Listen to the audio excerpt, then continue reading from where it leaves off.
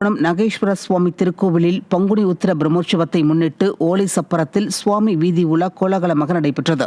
10 நாட்கள் நடைபெறும் பங்குனி உத்திர பிரம்மோற்சவத்தின் 5ஆம் நாளில் அலங்கரிக்கப்பட்ட ஓலை சக்கரத்தில் ரிஷப வாகனத்தில் சுவாமி அம்பாள் எழுந்தருளி வீதி உலா புறப்பாடு நடைபெற்றது.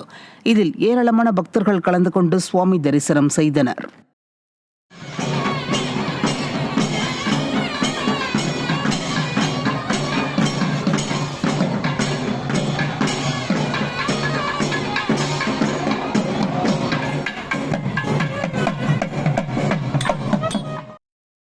திருப்பதி ஏழுமலையான் கோவிலில் ஸ்ரீராம நவமியை முன்னிட்டு ஹனுமந்த வாகன புறப்பாடு நடைபெற்றது. உற்சவர் மலையப்ப சுவாமி கோதண்டராமர் அவதாரம் பூண்டு கோவிலிலிருந்து புறப்பட்டு வாகன மண்டபத்தை அடைந்தார்.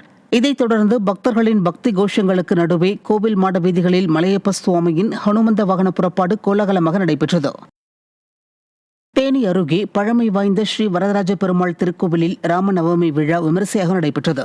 அள்ளி நகரத்தில் உள்ள மிகவும் பழமை வாய்ந்த அருள்மிகு ஸ்ரீ வரதராஜ பெருமாள் திருக்கோவிலில் ஸ்ரீ ராமநவமியையொட்டி ஸ்ரீ வரதராஜ பெருமாள் கையில் வில் அம்புடன் வண்ண மலர் மாலைகளால் அலங்கரிக்கப்பட்டு ஸ்ரீ சீதாராமன் திருக்கோலத்தில் நகர்வலம் வந்து பக்தர்களுக்கு அருள் பாலித்தார். இதில் திரளான பக்தர்கள் பங்கேற்று சுவாமி தரிசனம் செய்தனர்.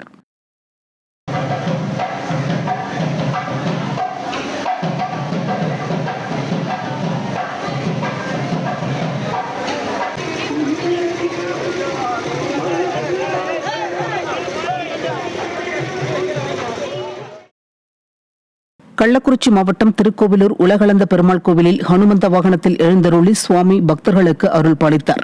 பங்குனி உற்சவத்தின் 3ஆம் நாள் விழாவில் வேத மந்திரங்கள் ஒலிக்க ஹனுமந்த வாகனத்தில் எழுந்தருளிய பெருமாள் மாட வீதிகள் வழியாக வலம் வந்தார். இதில் கலந்து கொண்ட பக்தர்கள் கோவிந்தா கோவிந்தா என முழக்கமிட்டு வழிபட்டனர். உள்ள மாரியம்மன் கோவிலில் பங்குனி பொங்கல் திருவிழாவையொட்டி சிம்ம வாகனத்தில் எழுந்தருளிய உற்சவர் பக்தர்களுக்கு அருள் பாலித்தார்.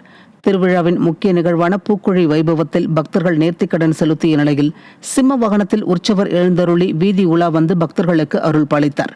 பக்தர்கள் அலகு குத்தி ஊர்வலமாக வந்து சிறப்பு வழிபாட்டில் ஈடுபட்டனர்.